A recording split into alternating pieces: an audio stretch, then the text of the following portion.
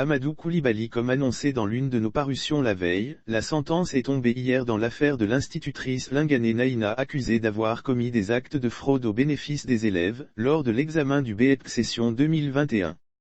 C'était devenu un feuilleton sans fin qui s'est terminé hier dans la petite salle du tribunal de première instance du Plateau.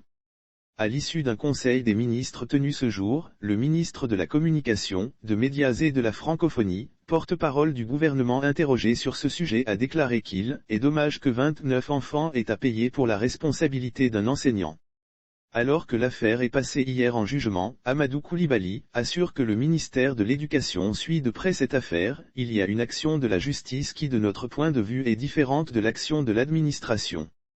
L'administration a pris des décisions, la justice en a pris une autre concernant l'enseignante qui a été poursuivie sans que pour autant, cela ne remette en cause la décision administrative qui a été prise.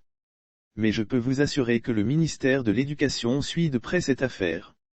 Ce qu'il faut reconnaître, ça reste donc de la mode de la fraude au cours de nos différents examens.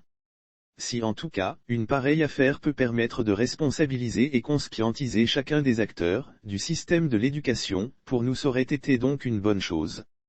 Ceci étant, c'est dommage que 29 enfants aient à payer pour la responsabilité d'un enseignant. Vous savez, quand dans une classe vous avez un genre d'uniformité de faute pour les enseignants, la présomption est très grande que certainement il y a eu une fraude à grande échelle dans cette classe-là. Sur la base de cette présomption, administrativement, des mesures ont été prises. La justice n'a pas suivi l'administration, mais ce sont deux voies qui sont totalement différentes. Peut-être que faudra-t-il que la justice contraigne l'administration.